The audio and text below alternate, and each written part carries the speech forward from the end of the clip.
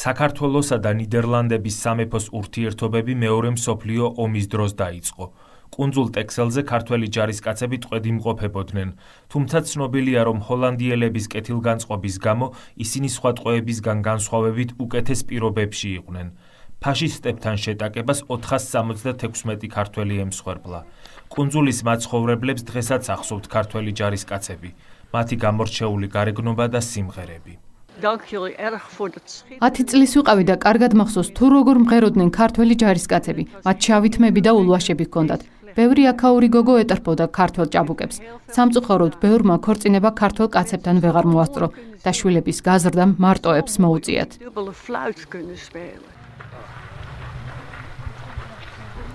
ზოგიერთი ჯარისკაცი გარდაუვალ სიკვდილს ტექსელელების ძალისხმევით გადაურჩა. ჩვენი სახლის სარდაფში სამალავი გააკეთა მამაჩემმა. იქ 10 ქართველი ჯარისკაცი საგულდაგულოდ გადავმალეთ, რათა გერმანელ ფაშისტებს არ დაეხრიტათ, ასე გადავარჩინეთ ლამაზი ჭაბუკების სიკვდილს. კოტე ნინიკაშვილი ტექსელზე გარკვეული პერიოდი ცხოვრობდა.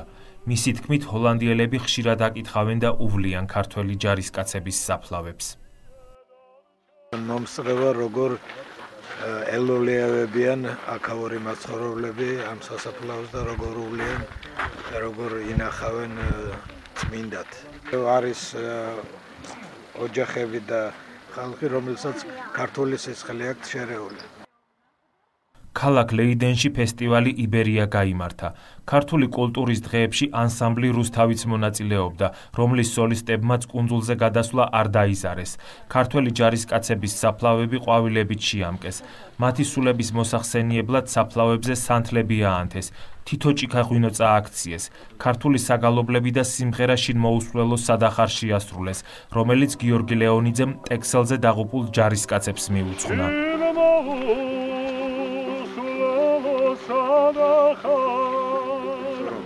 თვითონ ჰოლანდიელები გულში იკრავს მათ სახელებს, მათ ხსოვნას და ყველა ქართველის ვალია მოიდეს და ემთხიოს ამ ჩვენი ეროვნული გმირების საფლავებს.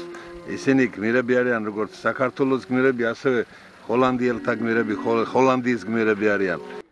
ჰოლანდიაში მცხოვრები ქართველები ხშირად გადადიან ბორანით კუნძულზე, რათა ქართველი ჯარისკაცების სახელზე სანთლები აანთონ, ხოლო აღდგომის ბრწყინვალე დღესასწაულზე საფლავებზე წითელი კვერცხები მიიტანონ.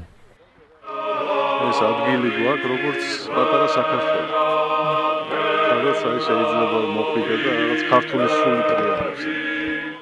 ანსამბლმა რუსთავმა კონცერტი ტექსელის ეკლესიაშიც გამართა, რომელზე დასასწრებად მაყურებელი ამსტერდამიდანაც ჩავიდა. ემოციები, აპლოდისმენტები და ცრემლები ერთმანეთს ენაცვლებოდა. პეტრა და ამსმა საქართველოს სიყვარულით ქართული საუბარიც კი ისწავლა.